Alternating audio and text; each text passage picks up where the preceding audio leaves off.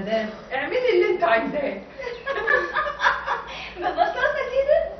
بجد موقف يموت من الضحك. يخرب عليك يا سارة، مش معقول خسيت دم كتير. طب انا اعمل ايه؟ انا بصراحه كنت محرجه جدا، قلت استهبلي فيها بقى واعملي عبيطه. عندك حق فعلا، في مواقف كده الواحد مبقاش عارف يتصرف ولا يقول ولا يتصرف فيها ازاي. يلا تعيشي وتاخدي غيرها. ماشي يا رخم، ما علينا. هتطلعوا الرحله بتاعت الشغل ولا ايه؟ ها قولولي. انا بصراحه مش عارفه، انتوا بقى قررتوا ايه؟ أنا عن نفسي طالعة، أهو فرصة نهرب من هموم البيت وهم العيال. على رايك هنغير جو. خلاص بكره هنحجز ونطلع الرحله مع بعض، اتفقنا؟ خلاص اتفقنا. سارة سارة انت فين؟ ما شفتيش فردة الشراب معلش يا جماعة سوري، ما كنتش اعرف ان في حد معاكي. متأسف يا جماعة. لا مفيش حاجه يا استاذ ايميل. ولا يهمك يا أستاذ إيمي. خير يا اميل، عايز حاجه؟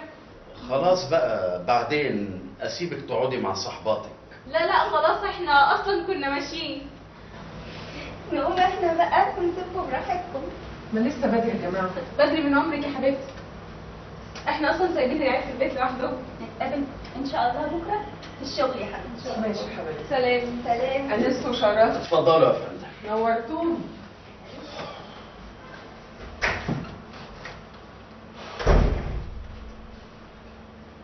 انت ايه اللي عملته ده؟ ازاي تدخل عليا انا وصاحباتي بالمنظر ده؟ وانا اعرف منين ان صحباتك موجودين هنا في البيت؟ انا كنت محرجه جدا وانت داخل علينا بلبس البيت كده. وقال ايه؟ فين فردة الشراب بتاعه؟ بالذمه اصحابي يقول علينا ايه؟ همج؟ ده كلام بالذمه؟ بتقولي لي انا؟ قولي لنفسك، بدل ما تلومين انا لومي نفسك يا ست هاني. كان المفروض تعرفين ان في ناس جايه في البيت.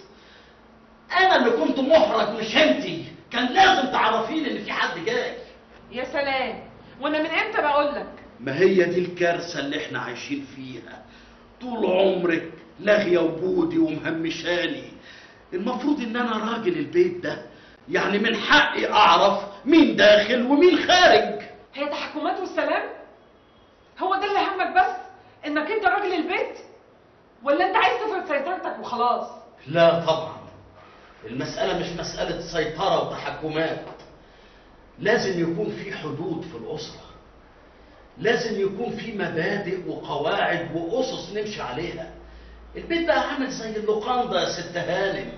حتى الأولاد كل واحد فيهم بيعمل اللي هو عايزه في الوقت اللي هو بيحب.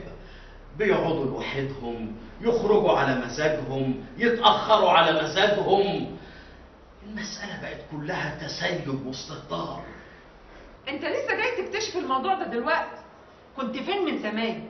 طول عمري كنت برفض وبقول كده غلط وما ينفعش، بس انت ما كنتيش مساعداني، كنت واقفة قصادي دايما. لكن هستنى اكتر من كده ايه؟ خلاص البيت بدأ بينهار. ازاي بس ألم شمل الأسرة دي من تاني؟ ازاي؟